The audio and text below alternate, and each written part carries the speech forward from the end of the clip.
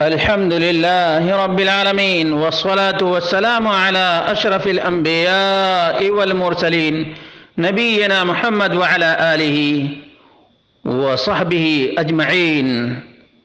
قال الله تعالى: يا أيها الذين آمنوا اتقوا الله حق تقاته ولا تموتن إلا وأنتم مسلمون. برادران اسلام، دینی اور ملی بھائیوں، دوستوں اور ساتھیوں، اللہ رب العالمین ہم سب کو دین مصطفیٰ صلی اللہ علیہ وسلم پر استقامت عطا فرمائے اور ان تمام ناہنجاروں کا بائیکاٹ کرنے کی توفیق عطا فرمائے جو دین مصطفیٰ کو بدنام کر رہے ہیں اور ایک ایک رات کے حلالے کا 1 لاکھ اور 1.5 لاکھ روپے لے رہے ہیں۔ آج ہی میری نظر سے ایک رپورٹ گزری ہے جس میں حلالہ کے کاروباری، حلالہ کے بنیے ایڈورٹائز بھی دیتے ہیں اور ایک رات کا 1 لاکھ لے کر حلالہ کرتے ہیں اور اسلام کے لیے بدنمائی کا سبب بنتے ہیں، بلکہ اسلام کے لیے یہ مردود لوگ کلنک کا ٹیکا ہیں، کلنک کا ٹیکا ہیں، ملعون بھی ہیں، لعنت بھی ہے اللہ رب العالمین کی ان لوگوں پر۔ میں اس لیے یہ لعنت بھیج رہا ہوں کہ محمد رسول اللہ صلی اللہ علیہ وسلم نے لعنت بھیجی ہے، اور کرائے کا سانڈ بھی کہہ رہا ہوں اس لیے کہ محمد رسول اللہ صلی اللہ علیہ وسلم نے کرائے کا سانڈ ان حلالہ کرنے والوں کو قرار دیا ہے۔ چنانچہ عقبہ بن عامر الجہنی رضی اللہ عنہ کا بیان ہے، قال رسول اللہ صلی اللہ علیہ وسلم: الا اخبرکم بالتیس المستعار، کیا میں تم لوگوں کو کرایہ کے سانڈ کے بارے میں نہ بتاؤں؟ قالوا بلا یا رسول اللہ، صحابہ نے کہا اللہ کے رسول ضرور بتائیے، ضرور بتائیے۔ قال، تب نبی اکرم صلی اللہ علیہ وسلم نے فرمایا: هو المحلل، هو المحلل، وہ حلالہ کرنے والا ہے۔ کرائے کا سانڈ کون ہے؟ حلالہ کرنے والا۔ لعن اللہ المحلل والمحلل له، حلالہ کرنے والے کے اوپر بھی لعنت اور جس کے لیے حلالہ کرایا جا رہا ہے اس پر بھی لعنت، کیونکہ وہ بغیرت ہے۔ یہ کرائے کا سانڈ ہے اور وہ بغیرت ہے،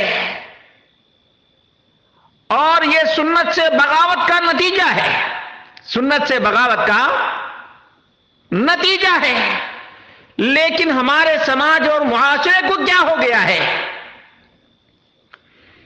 کہ 7-8 سال سے دیکھ رہا ہوں کہ حلالہ کے مسئلے کو لے کر پوری دنیا میں اسلام پر انگشت نمائی کی جا رہی ہے۔ اس کے باوجود یہ بڑے بڑے مدارس کے ٹھیکیدار اور بڑی بڑی جوامع کے صاحب جبہ و دستار 1 لخت جنبش تک نہیں کرتے کہ حلالہ کے سلسلے میں اللہ کے رسول صلی اللہ علیہ وسلم کا پیغام کیا ہے۔ کیا اسلام میں حلالہ ہے؟ نہیں، یہ حرامہ ہے، حرامہ۔ یاد رکھیے گا، ابن ماجہ میں 1936 نمبر کی یہ روایت ہے: الا اخبرکم بالتیس المستعار، قالوا بلا یا رسول اللہ، قال هو المحلل، لعن اللہ المحلل والمحلل له۔ ابن ماجہ 1936، مستدرک حاکم 2804، طبرانی جلد نمبر 17 صفحہ نمبر 299 حدیث نمبر 825، بیہقی 13965، 13,965 اتنے حوالے جات موجود ہیں. یہاں تک کہ حنفیوں کی بہت سی کتابوں کے اندر، تقریباً 20 حنفی کتابوں کے اندر بھی یہ روایت ذکر کی گئی ہے.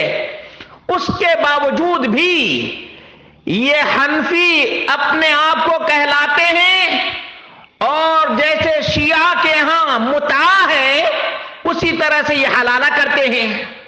ہندوؤں کے ہاں جیسے نیوگ ہے کہ ایک عورت 10 بچہ پیدا کرنے کے لیے 10 مردوں سے ہم جنسی یا جنسی تعلقات قائم کر سکتی ہے، جس طرح سے نیوگ ہندوؤں میں ہے اسی طرح سے ان حنفیوں نے حلالہ بنا لیا ہے. جس طرح سے شیعہ روافض کے ہاں متعہ ہے اسی طرح سے ان حنفیوں نے حلالہ سینٹر کھول رکھا ہے، جبکہ یہ حرامہ ہے اور لعنتی کام ہے، اور یہ سب کے سب ملعون ہیں. چاہے حلالہ کرنے والا ہو یا حلالہ کرانے والا ہو. عمر فاروق کا زمانہ ہوتا تو ان سب کو سنگسار کر دیا جاتا. کیا کر دیا جاتا؟ سنگسار کر دیا جاتا. یہ سنگسار کے لائق ہیں، اس لیے کہ اسلام کو یہ بدنام کر رہے ہیں. اللہ کے بندو، اللہ سے ڈرو. خواتین و حضرات، اسلام کے سادہ، شفاف اور بالکل صاف ستھرے پیغام کو اپناؤ. ان پگڈنڈیوں کو چھوڑو اور اسلام کے صراط مستقیم پر گامزن ہو جاؤ.